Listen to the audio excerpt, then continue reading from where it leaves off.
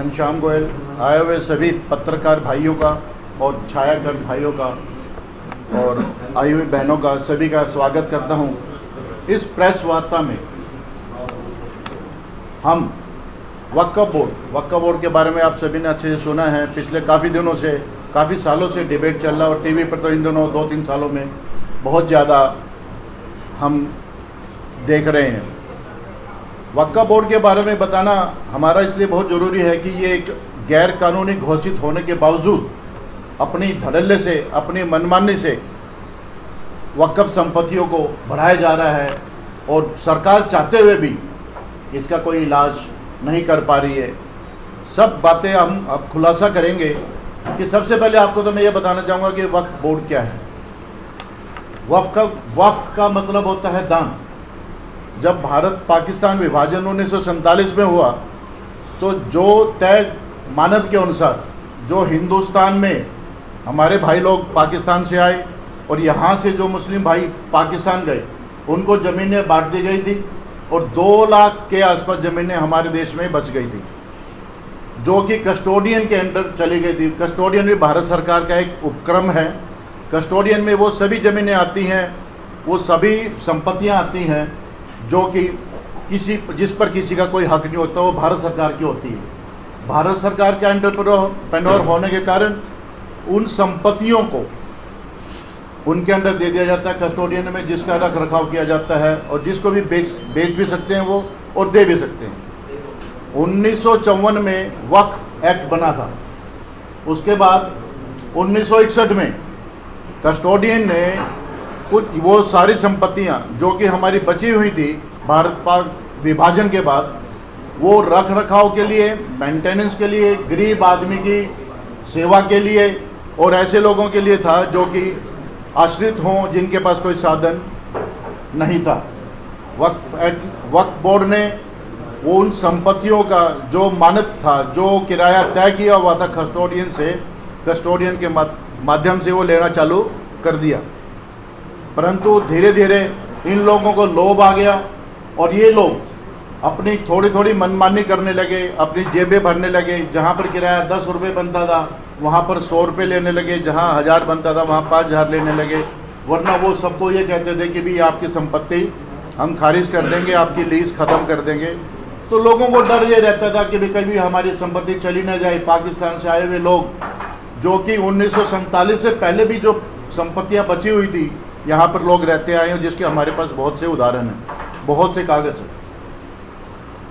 1971 में supreme court में एक अपील दायर हुई, जिसमें सुनवाई करते करते अगस्त 1975 में सुप्रीम कोर्ट ने ये अपील को इस खारिज कर दिया कि जितने भी ये वक्फ की संपत्तियां वक्फ बोर्ड को दी गई हैं ये असंवैधानिक हैं, यानी ये कानूनी रूप से वक्फ बोर्ड इसका मालिक नहीं है।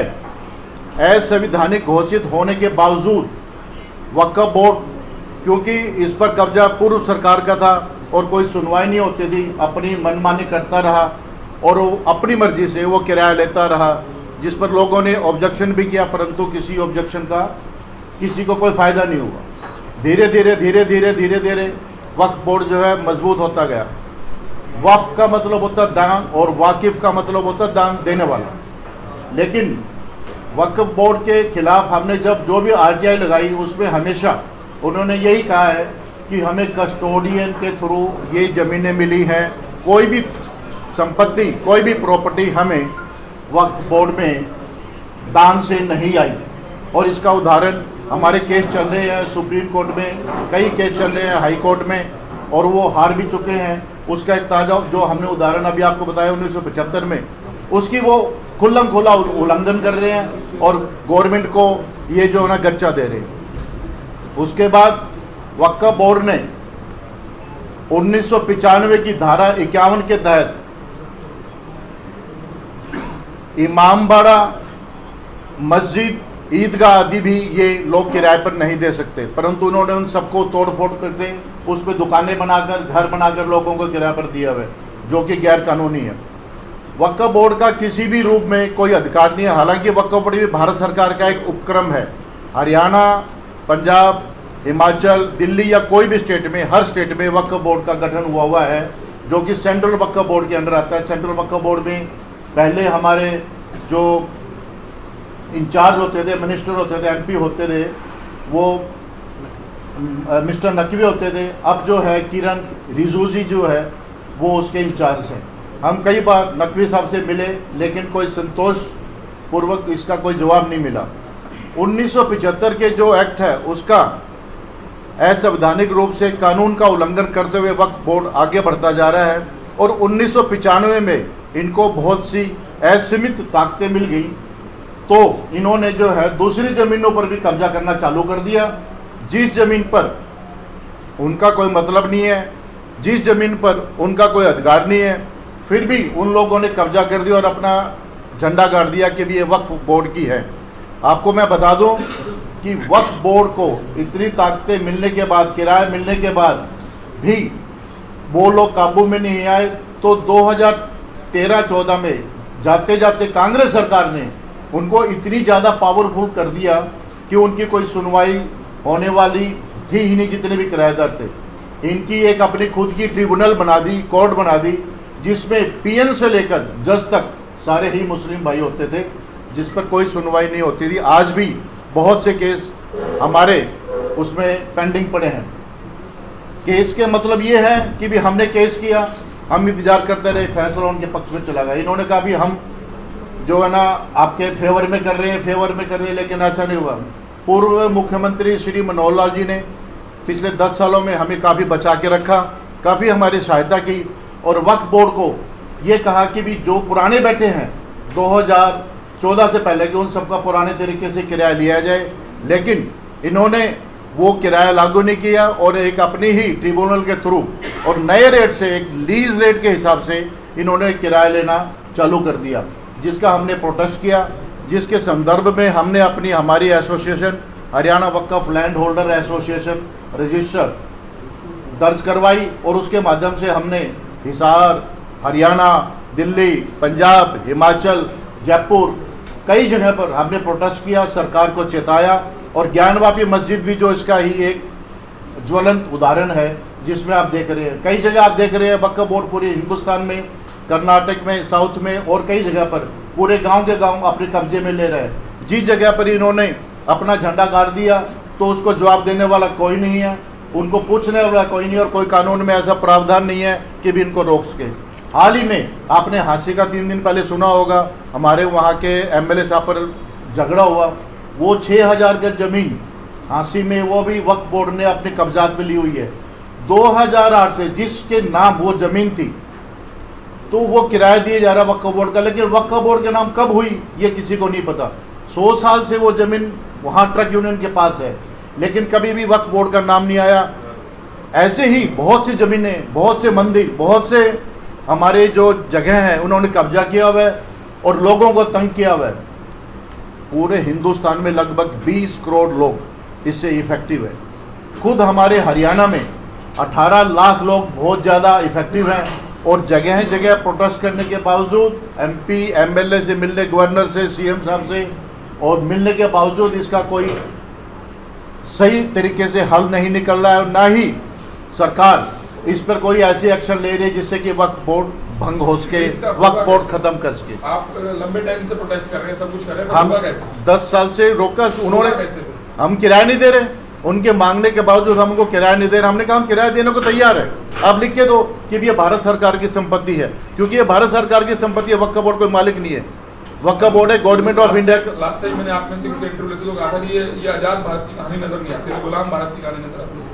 गुलाम भारत की आज़ादी तो आज भी हमारी जमीन पे हम बैठे 40-50 साल 60 साल हो गए और उसके बाद भी मालिक नहीं। हाँ, कोई छोटी नहीं, हम मालिक नहीं है। कोई भी आता झंडा गाड़ता है, आपको उठा देता है, बस वो हमको उठा देता है। लेकिन अब हम, जब से हमारी यूनियन बनी है, हमें उठाने वाला कोई नहीं हुआ। जो जमीन इनके अंडर थी वो तो देखो इनके अंडर रहेंगी, बाकी हमें हटाने वाला कोई नहीं है। इन्होंने धक्के से अगर किसी के नाम भी किया है, हमने प्रोटेस्ट किया, उसको बाईबैक करवाया। आपने हाँसी का मामला उठाया, उसको खाली करवा दिया। 100 साल से वो लोग बैठे थे। हाँ, तो वो खाली उनसे नहीं करवाया जो बैठे हैं, ट्रक यूनियन के पास ही है, लेकिन ये वक्फ बोर्ड की नहीं है, उसके अगेंस्ट प्रोटेस्ट करने वाला कोई नहीं है, और हम प्रोटेस्ट कर रहे हैं। कम से कम ये अपना जवाब तो दे वक्फ बोर्ड, या गवर्नमेंट अपना जवाब तो दे, सेंट्रल गवर्नमेंट अपना जवाब तो दे कि ये वक्फ बोर्ड है क्या।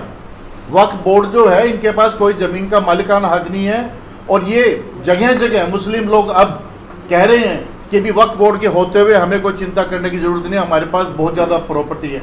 आपकी नॉलेज के लिए बता दूं, रेलवे और डिफेंस के बाद वक्फ बोर्ड के पास तीसरी सबसे ज़्यादा संपत्तियां पूरे भारतवर्ष में है। क्या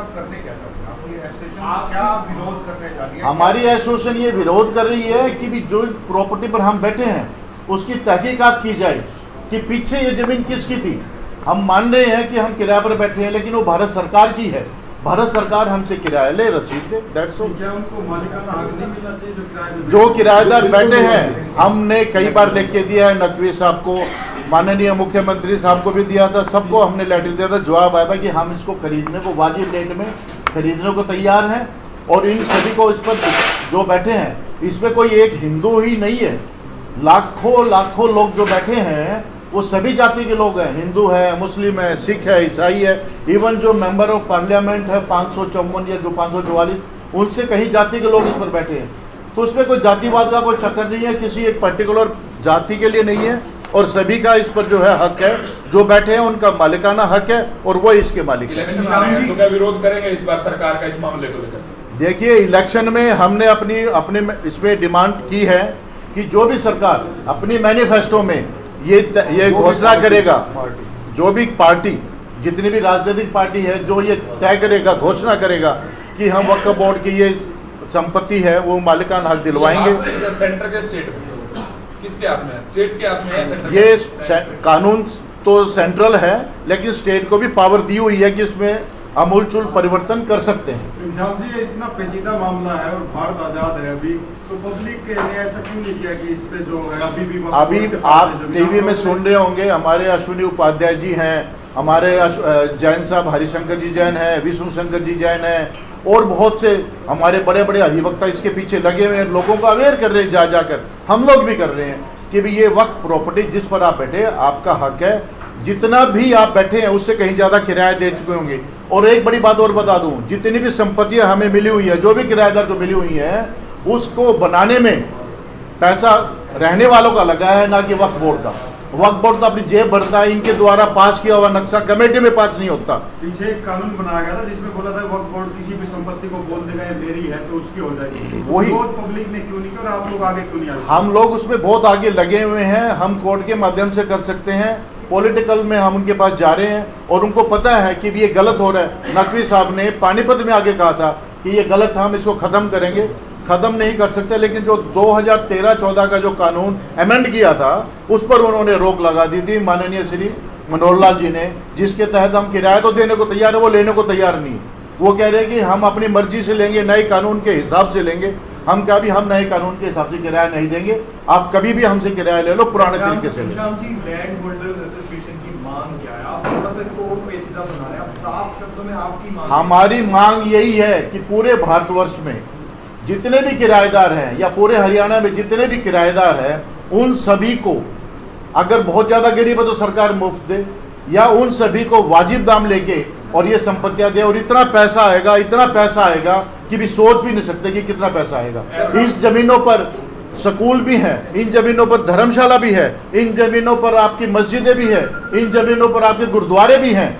और तो नहीं होगा तो आप लोगों का स्टेप क्या है? हमारा स्टेप, हम प्रोटेस्ट करते रहेंगे, हम कोर्ट में गए हुए हैं, कोर्ट में जाते रहेंगे। और हमने कहा है सरकार के इलेक्शन में जो है ना विरोध भी हुआ है, एमपी में भी काफ़ी विरोध हुआ है, लेकिन क्योंकि सरकार तो इसी ने करना, पूर्व कांग्रेस सरकार द्वारा बनाया गया ये कानून है, तो वक्फ बोर्ड जो वो कांग्रेस ने सरकार ने ये कानून बनाया, कांग्रेस वक्फ बोर्ड को आगे किया। अभी क्या मानते हो 10 साल में जैसे 11वीं साल शुरू होगी भाजपा सरकार मजबूर क्यों है? भाजपा ये कानून 370 से बना है।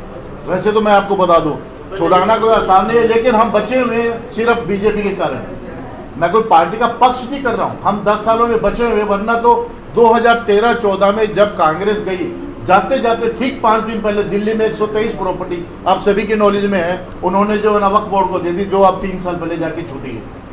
कोई भी रोड इन्होंने नहीं बख्शा, ही बनी इलाहाबाद हाई कोर्ट। इंडायरेक्टली आप बीजेपी को सपोर्ट करने वाले लोग, ये सब सीधी सी बात हम है। पार्टी से को आपके खास भी आप फिर भी आपके काम नहीं होगा। खास मैं भी हूँ, परसों मिला था। मेरा लौरिया साहब से सवाल है, नहीं, लौरिया साहब खास है, पावरफुल है, आप लोगों की सुनवाई नहीं हुई, आम आदमी कहाँ से हो फिर बीजेपी? हम आम आदमी ही हैं, और आम आदमी किराए अगर आप आम आदमी अगर बनाए, ये तो आम भी आम आदमी बनाए, अगर सरकार आम बनाए। आदमी नहीं होते तो ये किराए पर नहीं बैठे हुए मिलते। हम इस पर कब्जा करके कुछ भी करते, जब जो भी करना कर लो, नहीं करते कुछ भी।